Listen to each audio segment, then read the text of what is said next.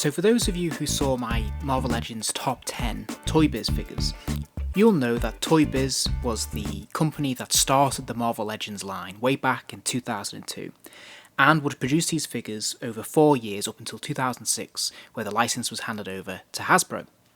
The Marvel Legends brand was so strong that during those 4 years, ToyBiz produced an incredible amount of action figures, and amongst them they produced some of the best figures ever made. Since then, Hasbro's come along and continued the good work that was laid down in those formative years and have gone on to produce even more incredible action figures in this range. And for many collectors like myself, there is a rose-tinted view of the ToyBiz years. We remember those figures with great fondness. However, it wasn't all plain sailing, and not every release was a winner. In fact, some of them were bad. So I thought today I'd have a bit of fun and pick out some of what I think are the top 10 worst ToyBiz action figures that were produced under the Marvel Legends banner during these years. So without further ado, let's dig into this. Okay, in at number 10 we have Pyro from the Onslaught Wave. Now at first glance there's nothing overtly obviously wrong with this figure, but it doesn't take much investigation before you start to see some real problems with it.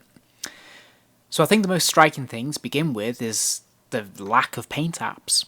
You've literally got 3 colours here: primary yellow, red, and this beigey brown. There's no shading, there's no detailing on his backpack there, and overall it's pretty simplistic and a bit bland. Okay, not the worst sin in the world, but it does feel a bit cheap. And what's really annoying about this is his hair colour is the same nasty beigey brown as his top and his mask. And I just don't think there's any excuse for that. That is just, it ain't right. It just is not right. This is how the character should look. And admittedly, there's not a lot of detail in here, there's not a lot of nuance to the colouring, but his hair does not blend in with the mask. Things start to get really bad when we start looking at the articulation. His hands are made of this very flimsy rubber. There's really not a lot of give in them, and again you've got this articulation for the fingers, but it doesn't work, and on mine on the left hand it doesn't move at all. Oh, when we start looking at the ankle pivots, I mean it's such a mess. Yes, he does have the toe articulation, but it just looks clunky. That does not look natural, does it? It just looks awful. Oh, and yeah, to make things worse, ToyBiz had started experimenting with this really awful ball joint. It's made in such a way that you have to continually swivel and manipulate the thigh swivel to get it into a position where you can actually move it forwards. Otherwise, it just wants to move to the side.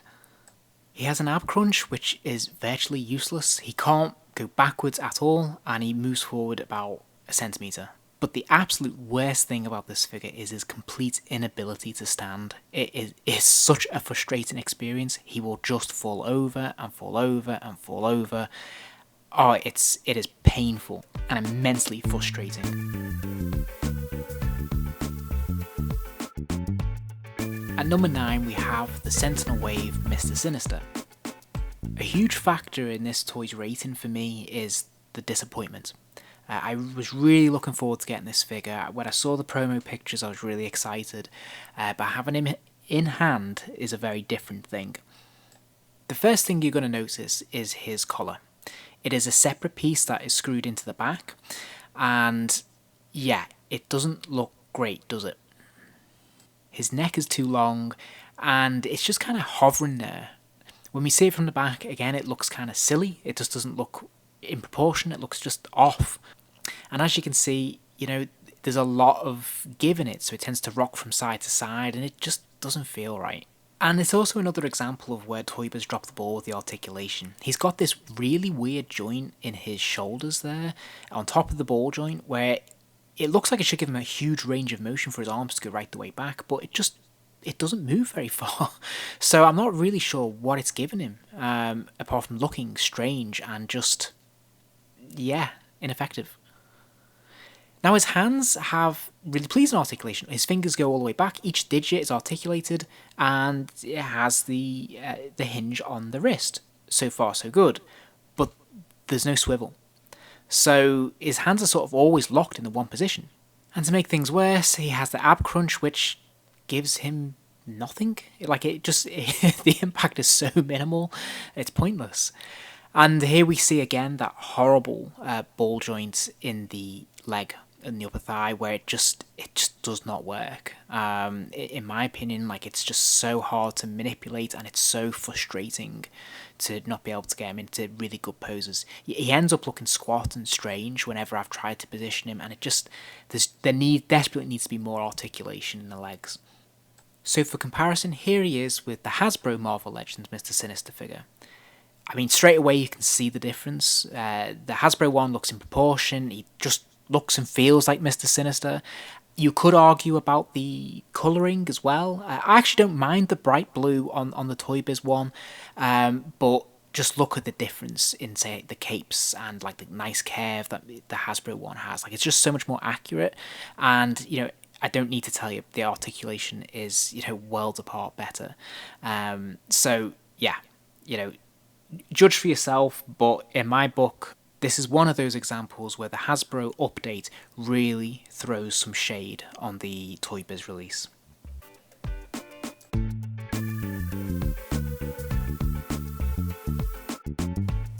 And then we have Longshot. Now, the first thing I should point out with this figure is that there's nothing really glaringly hideous about it. There's no major articulation problems per se. The figure stands well enough. There's a nice enough attention to detail. He looks fairly accurate to how he should in the comics. They give him some nice accessories in the bandana, etc. So, it's not a terrible figure on first glance. But for some reason, this seems to be the only time Marvel Legends did this. They did mould in his hand, whatever those things are, I guess equivalent to throwing stars. Sorry, I'm not that au fait with the character, but yeah, he is forever stuck with that pose, so that's all you're going to get out of him. It's also another example of having too long a neck where it just looks a bit weird, and his head articulation's pretty poor. He can't really bend because of the collar. What's going on with his right hand, I don't know. It's just, whatever you do with it, it just doesn't look right. And then finally, most glaringly, there's something really, really off with his foot. Not quite sure why the toe part overlaps and sticks out the way it does. It's visually off-putting, and it's once you see it, you can't unsee it. So overall, it's not the worst figure ever made, but there's just something dull, boring, and he just looks a bit spindly and strange. And overall, there's just a visually unappealing quality to him. So this next figure was a variant. It was the Captain Marvel from the Mojo series. And the problems I have with this figure are true for the regular version, but I think they're most pronounced in this variant. The standout problem with this figure really is all about the mould. It just isn't right. It's not the usual quality we see from ToyBiz. The worst offender on this figure is the hands. Particularly his right hand, which is a clenched fist, except the fingers aren't long enough, so they look like they've been cut off. So here you can see in a side profile, he does have this articulation there. I'm really not sure what that's supposed to do, because it just looks like he's missing half his fingers. It's really weird. Then, on his other hand, he's got this like sort of flat pose, but again, no matter what you really do with that, it never looks right. Like, it's too straight and rigid, and it just looks strange with that articulation in the hand. And also, to compound things, he also doesn't have any wrist articulation. So he feels really limited in terms of what you can do with him, and he just never looks right, whatever position you put him in. Things only get worse with the neck. The head feels too small, the neck far too thick and massive, and definitely too long. I mean, look at that. That just looks really unnatural. And once again, we see those ball joints for the hips. Yeah, you know my thoughts on that. Overall, I think it's a real shame and a missed opportunity with this figure, because I really like the translucent plastic. I think the paint apps are really nice, and this could have been a really impressive figure, but it's just let down by silly things. Number 6 is the Legendary Riders series Ultron figure. What a huge disappointment this is. This was Ultron's first time in the Marvel Legends line. Was really hoping for a classic look, and yet we got this one. You know, the famous one where he was basically a bug and flew around in a glider. Yeah, I don't remember that issue either. If it is based on a real thing, please let me know, because this does not look like canon to me. Also, what is with the glider? This is a strange thing. For the Legendary Riders series, I think there was an emphasis on them having to have some kind of vehicle. That worked great with figures like Vengeance, who came with a motorbike, or Wolverine, who also came with a motorcycle. Not so much here, though. And it just feels like they ran out of ideas, so they thought, okay, we'll give him a Goblin glider. Not sure what Ultron would need with a glider. And what a strange thing this is. I mean, what is going on in the mouth there? Like, I assume he's spitting something out, but it's not articulated. He doesn't fire anything, so I'm not sure what's going on with this at all. It's just strange top to bottom. Likewise, the sculpt of the head, the body, well, all of it really. I mean, it resembles an insect. I guess that's the vibe they were going for. Really odd. Really odd. I mean, it almost doesn't look anything like Ultron. Continuing that theme, they gave him these really strange sort of like dinosaur-esque claws, talons. I don't know what was happening with this. The articulation doesn't improve things either. It's very, very basic. It's not it's not very malleable. Again, he's got one of those ab crunches, but it doesn't really add much in the scheme of things. There is a nice touch in the shoulders. Pads can move, which is great. That's quite cool. And obviously they're there to hide those sticking out ball joints in the shoulders, so that's quite good. But otherwise, really strange articulation. Like he's got the ball jointed elbows, but they only bend 90 degrees, so they look odd. And then he's got individual finger articulation. Well, he's got central finger articulation, but he can't grip anything. He doesn't look like he's supposed to, so again, it just looks strange. And what articulation is, it just doesn't seem to complement anything. Like, what can you do with that, really? I mean, it's good articulation in the sense that it's got lots of movement, but there's no ankle pivot, so you can't do anything with that particularly, really. Just a strange figure all around, this one. I can't quite get my head around what was going on. It feels like there was a real lack of imagination, but I don't understand why they chose to do this with Ultron, such a beloved character and one that was so highly anticipated. To take such a strange creative decision and to take such strong artistic license with this character just feels really odd, like a really experimental, and I just don't understand the impulse, really. And the result is a disappointing, ugly mess, in my opinion.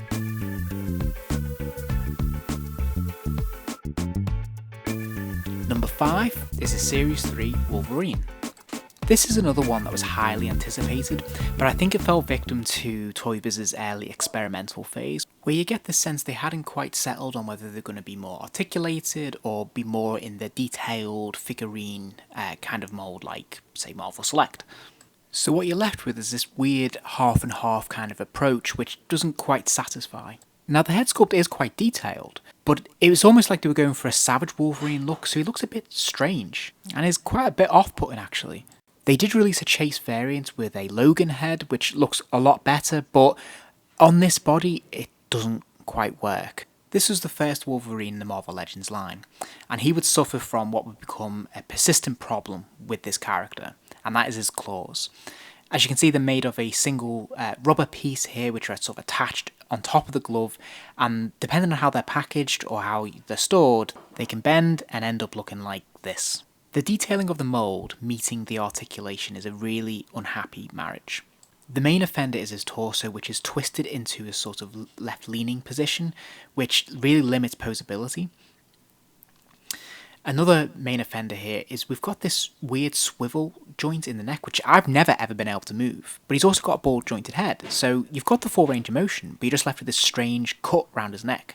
Likewise, his shoulder pads are moulded into place, and you can't move his arm any further than this. So as you can see, it's really limiting the ball jointed shoulder there, which is a shame, because if that had been, say, a malleable plastic, soft plastic, that would have been fine. And the mould is made in such a way that essentially you can only really have him in a set handful of positions without him looking really daft. He's got those spindly legs, he has to be crouching all the time. If you stand him up, he just looks odd because his torso is twisted that way, and like I said, the legs look really strange, especially around the hips. And no matter what you do with him, he's always going to look lopsided. And I think it's a shame because, they've actually done a nice job. They put a lot of effort into it. The colouring's really nice and the detailing is excellent. It doesn't work with the articulation they've given him, and he just ends up looking bizarre.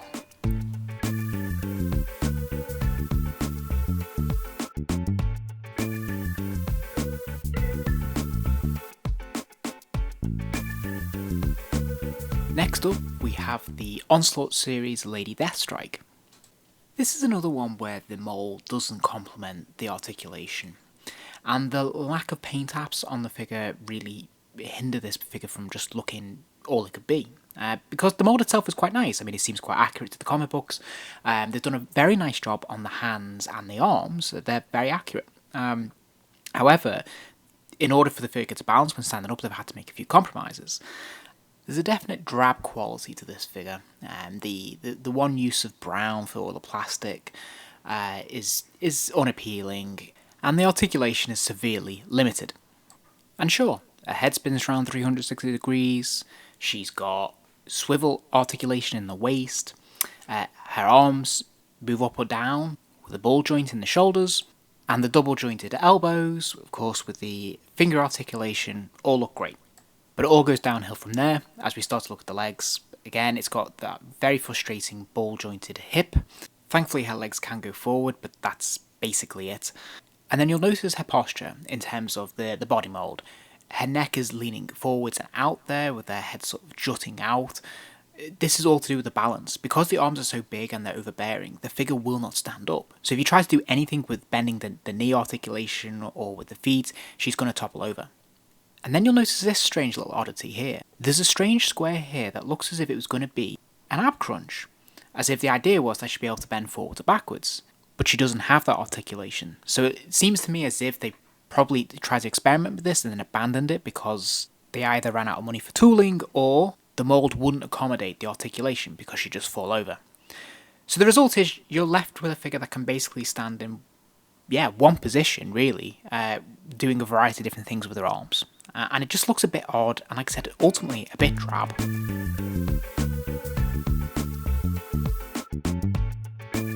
Next up, we have the Series 3 movie Daredevil figure. Now, the first thing to note with this figure is that I think it was a late addition to this series. If we look at the original packaging on the back of the figure, you can see he's not pictured in the lineup of the figures that were supposed to be in this wave, which typically only had 4 figures. So I think when the movie was announced and they realised it was going to be coming out roughly at the same time, and without having a movie line of figures to support the film, I think they saw an opportunity to bung the title character into the Marvel Legends line. As a result, I suspect this figure was rather hastily assembled, and that of course will account for a lot of the issues I have for this figure. Now the first thing I should say actually is that I actually have a great deal of fondness for this figure. It is obviously completely unique. It didn't have a toy line, it's the only one. Obviously the film wasn't a huge success, so it is nice to have something from the film in figure format, so I have affection for it for that purpose. But as an actual figure made in 2003, there's no getting around it, it's pretty bad. Really, this figure represents a throwback to the earlier ToyBiz figures that were sort of from the 90s really. It's very limited in terms of its articulation, its design, the detailing, it's very basic. Yes, his head spins, but only from side to side, it doesn't look up or down. And although the costume is very accurate, it lacks detail, shading, and anything to make it interesting really. Again, you can see with the arms just a very basic level of articulation, they just move up and down on a hinge there. He's got obviously single jointed elbows. There's a bit of nice articulation at the wrist and in the fingers and the hands, so that's great. But yeah, again, in the legs they go up and down and they bend at 90 degrees at the at the knee there. There's some decent articulation in the feet, but it feels a little redundant. One nice little extra is that they do give him his billy club, which is on a chain. I think that looks really cool, and I always like that as an extra touch. I just wish they put the same level of effort into the rest of the figure. And for the life of me, I don't understand why they didn't just retool a previous Daredevil figure they had. The Spider-Man Classics Daredevil actually predates the Marvel Legends by about a year, and could have been perfect. But oddly enough, a year later for Series 5, they would retool this Daredevil figure for the Red Skull. It's equally awful. Obviously, it's the exact same mold, except they've just changed the jacket details a little bit there. And it would almost certainly be on my list, but A, I never had him, and B, it'd be sort of repeating myself. But there you have it. The mystery of the Series 3 movie Daredevil figure.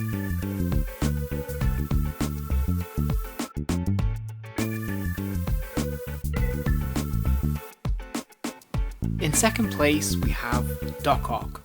Now, the first thing to mention, of course, that this Dr. Octopus figure was actually from the Sinister Six box set.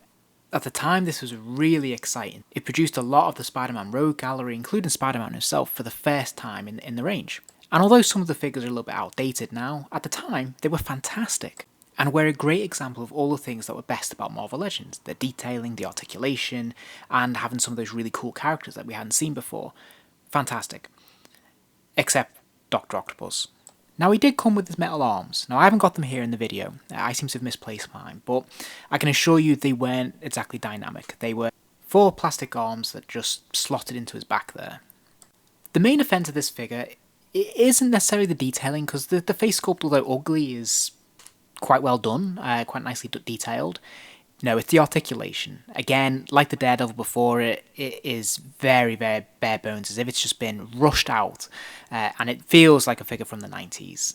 It has 14 points of articulation, and the colouring and the detailing on the outfit is incredibly bland and basic. Like, there's just zero effort in there. So as you can see, obviously he can swivel at the waist, but it's so horrible where the waist meets the legs, like so clunky, and oh yeah, just not good.